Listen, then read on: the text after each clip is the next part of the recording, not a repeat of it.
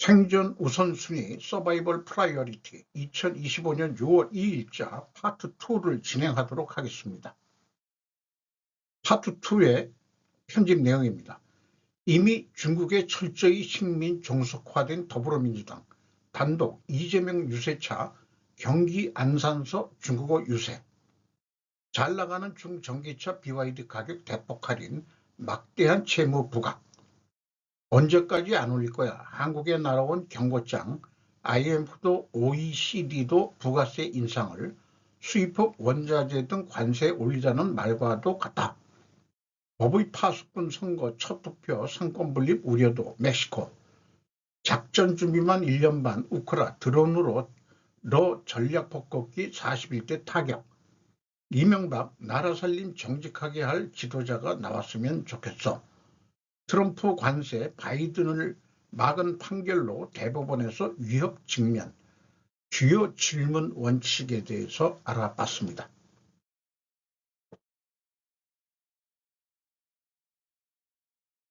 이미 중국에 철저히 식민 종속화된 더불어민주당이라고 제가 제목을 붙였습니다.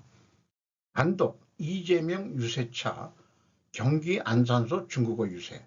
이주영 박숙현 기자가 조선비지에서 6월 2일 오후 2시 4분에 보도한 내용입니다. 이재명 더불어민주당 대선 후보의 유세 차량이 경기도 안산에서 중국어로 유세를 한 사실이 알려지며 논란이 되고 있다. 투표권이 있는 귀화자가 많이 거주하는 지역에서 중국어로 이 후보 지지를 호소한 것인데 국민의힘은 중앙선거대책위원회 차원에서 관련 내용을 입수하고 공식 대응을 검토 중이다. 차량에 탄 선거운동어는 중국어로 사랑하는 원곡동 주민 여러분, 이재명 대통령 후보 선거 유세 차량입니다. 다가오는 6월 3일은 대한민국 제21대 대통령 선거일입니다. 꼭 투표해 주시기를 바랍니다라고 중국어로 스피커 방송을 하는 것을 봤습니다. 주변 사업장의 상호를 호명하며 투표를 독려하기도 했다. 원곡동은 서울 영등포구 대림동과 함께 수도권 내 중국인 밀집 지역으로 알려져 있다. 박해철 민주당 의원 지역구다. 공직선거법 제15조 2항에 따르면 대한민국의 영주권 F5 비자를 취득하고 3년 이상 주민등록에 표 등재된 외국인 만 19세 이상은 지방선거에 한해 투표권이 있다. 대통령 선거나 국회의원 선거 등 중앙선거에서 투표할 수 없다. 그런데 대통령 선거인데 왜 중국어로 유세를 하느냐 이거예요. 반면 귀화자는 대한민국 국적을 취득한 국민이므로 이번 대선을 포함한 모든 선거에 참여할 수 있다. 2006년부터 시행된 제도로 장기 거주 외국인의 지역사회 참여를 보장하기 위해 도입됐다. 법무부 자료상 2024년 2월 기준 귀화자는 24만 487명이다. 그 24만 명이 등락을 좌우할 수도 있죠. 귀화자들이. 그런데 왜 중국어로 하느냐? 귀화자들이 다 중국인만은 아닐 텐데 중국인들이 물론 많긴 많겠지만 그래서 키가 차다. 대한민국 국적 취득에는 한국 국어 시험을 합격해야 한다고 알고 있습니다. 이 무슨 매국 행위인가? 다들 이부터 이 중국으로 탈출하기 바란다. 탈출을 안 하면은 그러니까는 방탄유리 해가지고 유세하고 그렇게 적을 만들잖아요. 좌우를 갈라치고. 그런 친구가 자기는 좌우 그런 거 안 하고 실력파다 뭐 이따위 얘기를 씨부리고 있고 저도 말이 좀 막 나가는데 참 한심해서 그렇습니다. 대한민국 국격에 심한 상처를 주네요. 제 개인한테도 그렇고 자존감이 무너지는 것 같은 기분이 듭니다. 이 중국을 사대주의 하는 것이 확실하다 이렇게 판단이 될 수밖에 없는 거죠. 그러니까 중국의 개가 확실하다. 개새끼란 얘기죠. 중국의 개새끼 노릇을 하고 있다. 이렇게까지 얘기를 해야 될 것 같습니다. 이 사건. 이거는 그 국가 국격 주체를 무시하는 행위라고 생각을 합니다.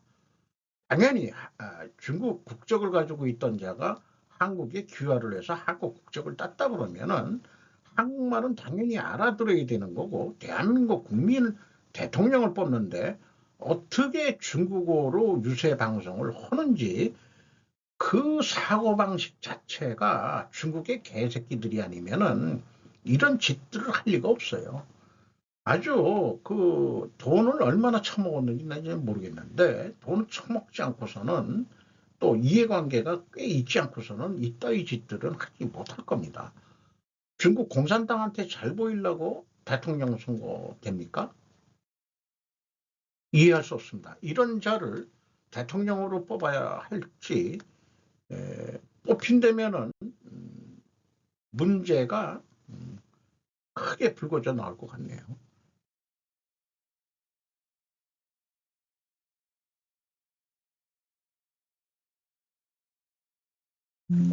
잘 나가는 중전기차 BYD 가격 대폭 할인, 막대한 채무 부각.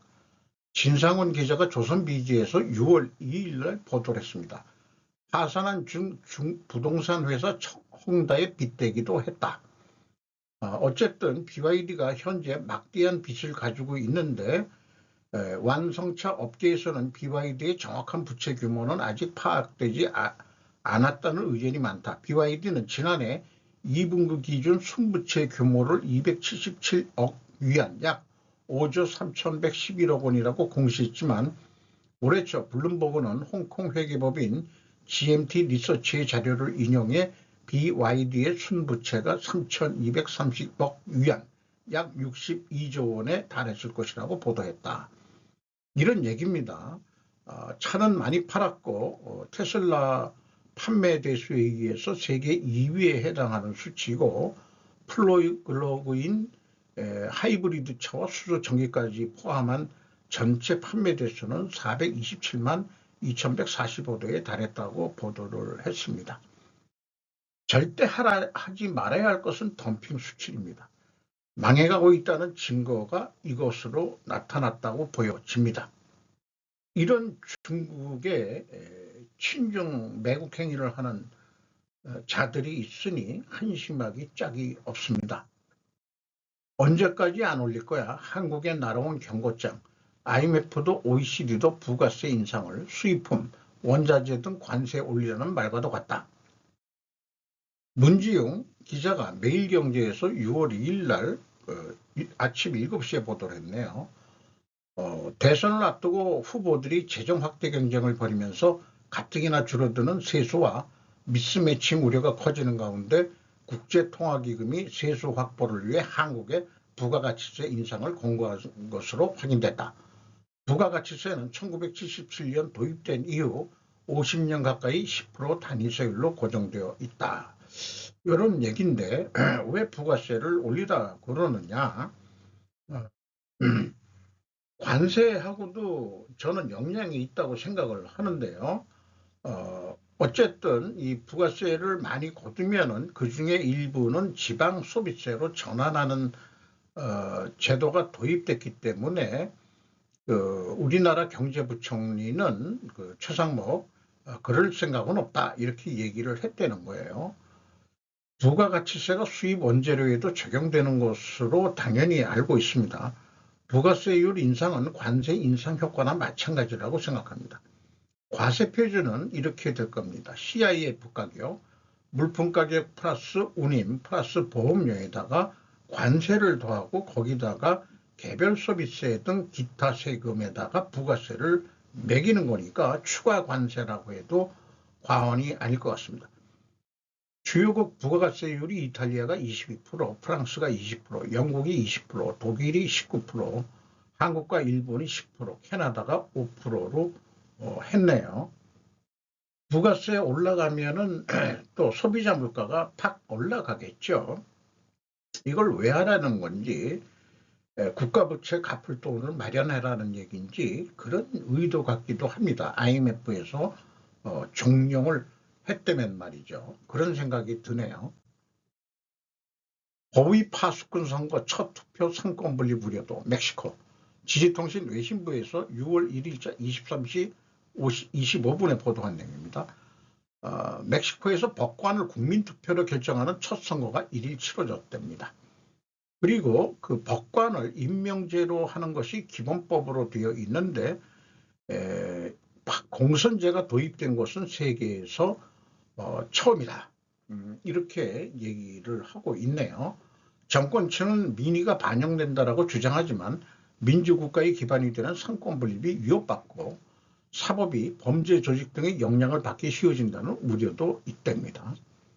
재판관의 공선제는 미국 등에서 부분적으로 실시, 일본에서는 최고재판소 재판관의 파면을 투표로 결정하는 국민심사제도가 있긴 있답니다. 파면할 때나 그런 거고 일본은.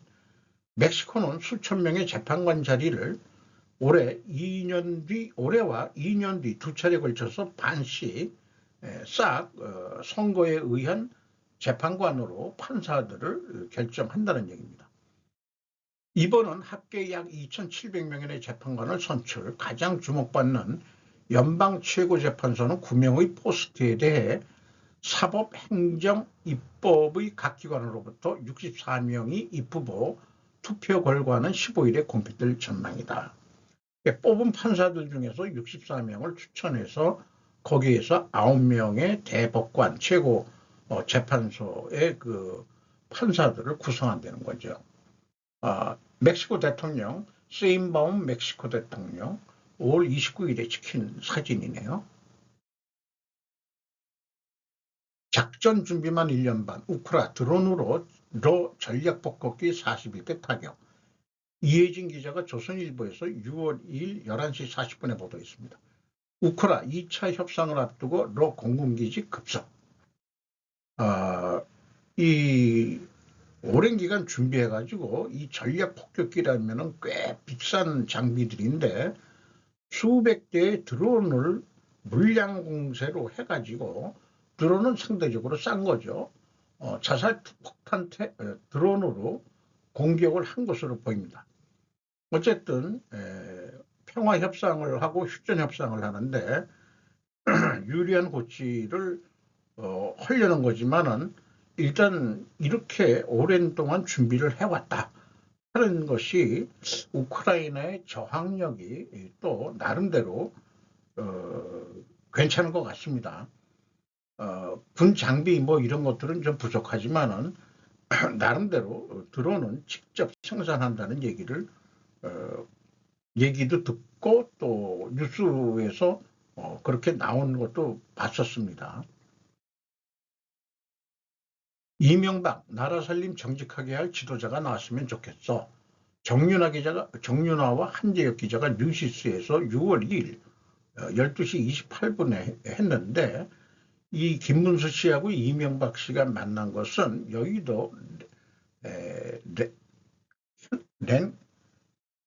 켄싱턴 호텔, 여기도 제가 일이 있어서 옛날에 좀 가본 적이 있어요. 뭐 그렇게 큰 호텔은 아닌데 여의도에 있어가지고 주로 정치인들 만나는 장소로 많이 활용한다고 그때도 얘기를 들었습니다.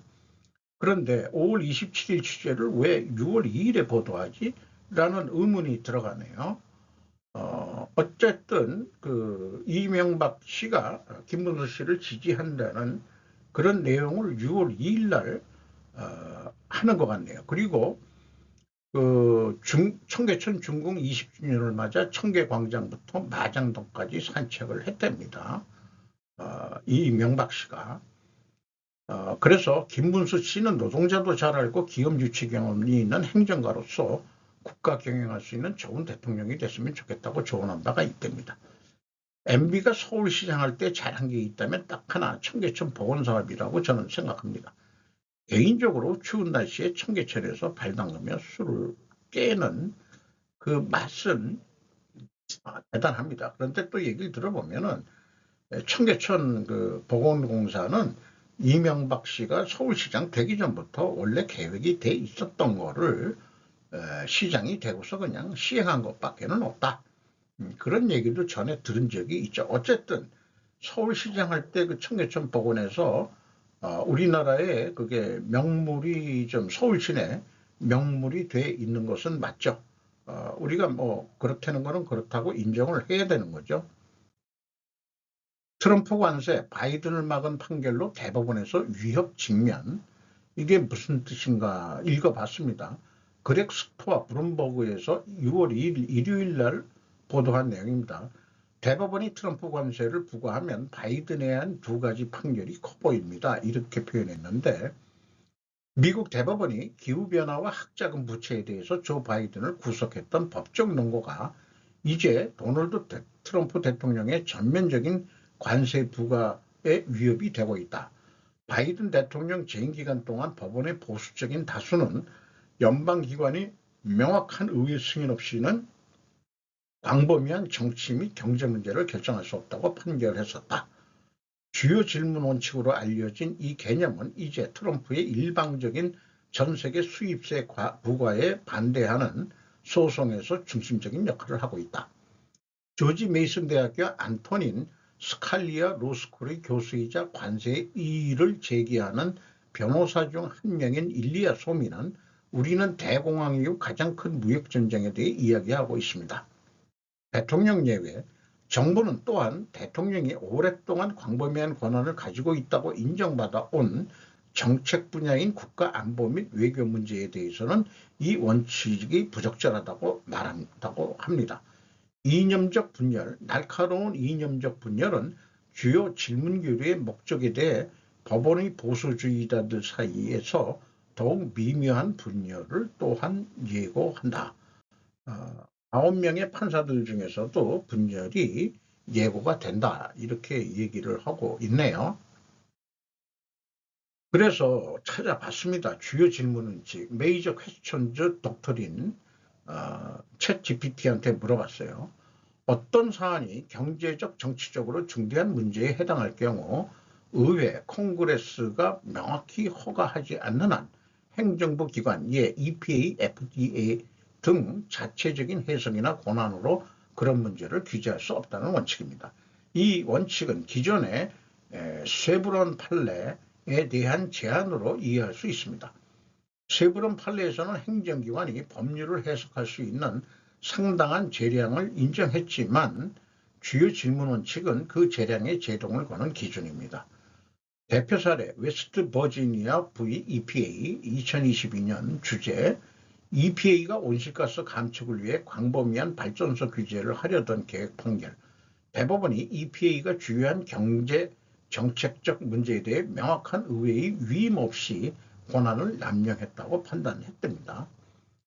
미국 대법원의 주요 질문 원칙이란 중대한 사회경제적 문제를 행정부가 규제할 때는 반드시 의회의 명확한 위임이 있어야 하며 그렇지 않으면 그 규제는 무효라는 원칙입니다.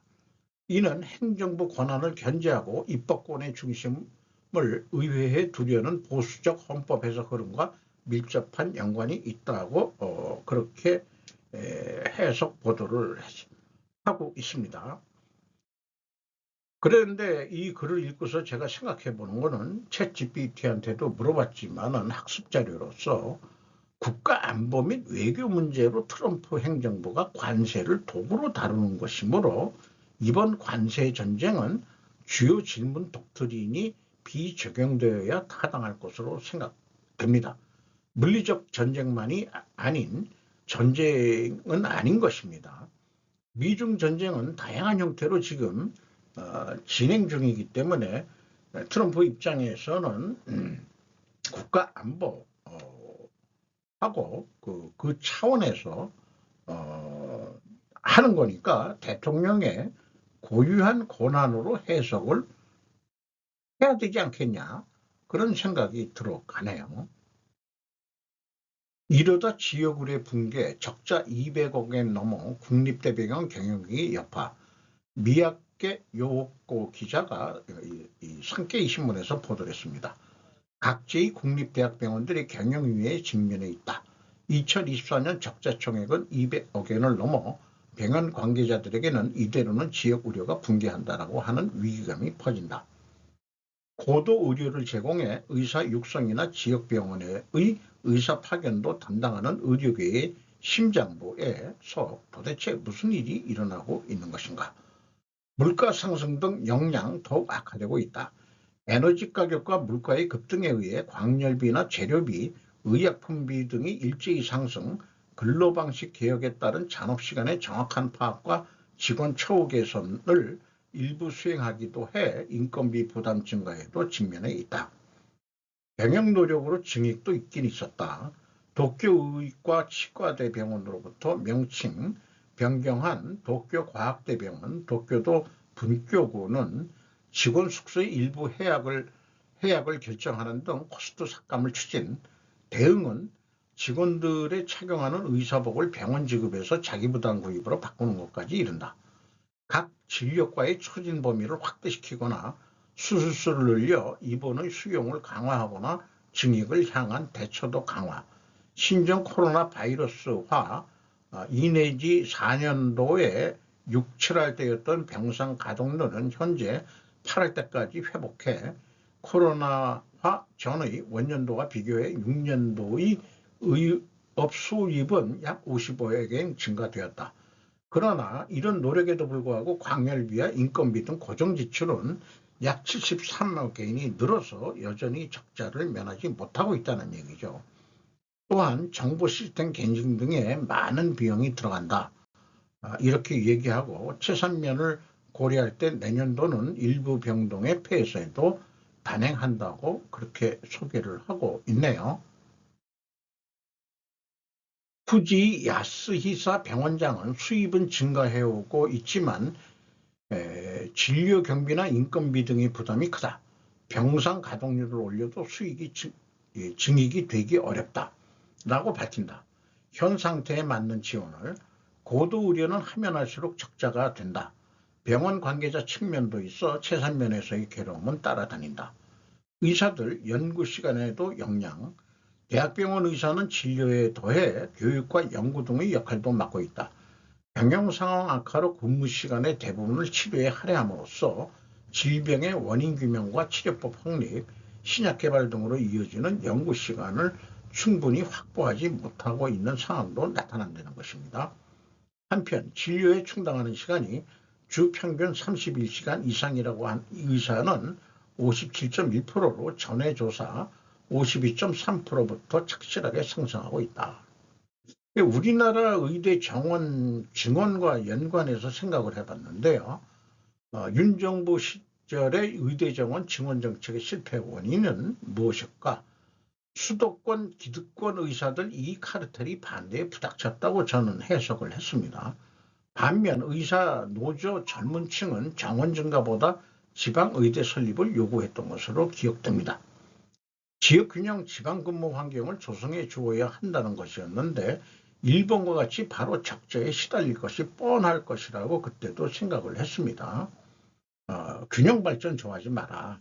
우리나라는 땅이 좁아가지고 고속도로도 잘 나 있고 하기 때문에 시골에 계신 노인들이 대부분 저도 경험을 했지만은 지방에서 다 서울에 있는 대학 종합병원으로 올라오고 있는 게 현실인 것입니다.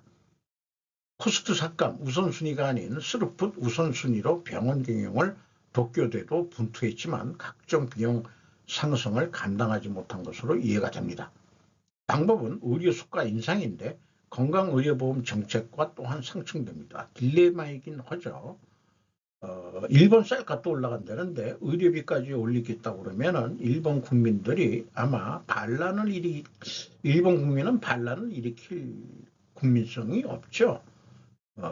그냥 침묵하고 살면서 잃어버린 30년이 잃어버린 40년으로 가겠죠. 또한 전공의 수련의는 전문의와 교수들의 그 종속 관계로 그 지시를 받을 수밖에 없죠. 수련의를 끝나고 레지던트라고 그러나요?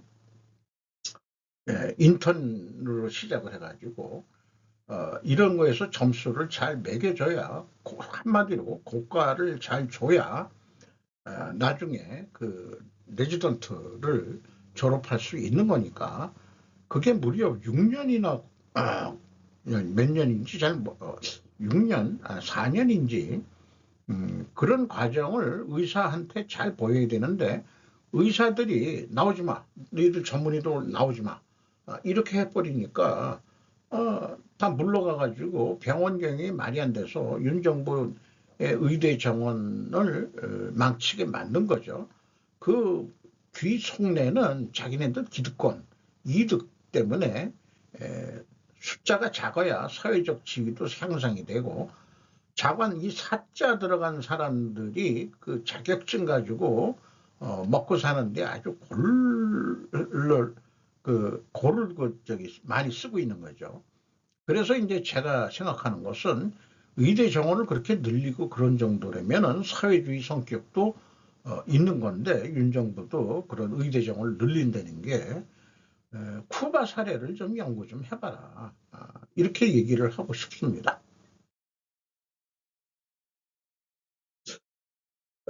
이상 마치겠습니다. 요 밑에 구독, 좋아요 참고해 주시면 대단히 영광이겠습니다.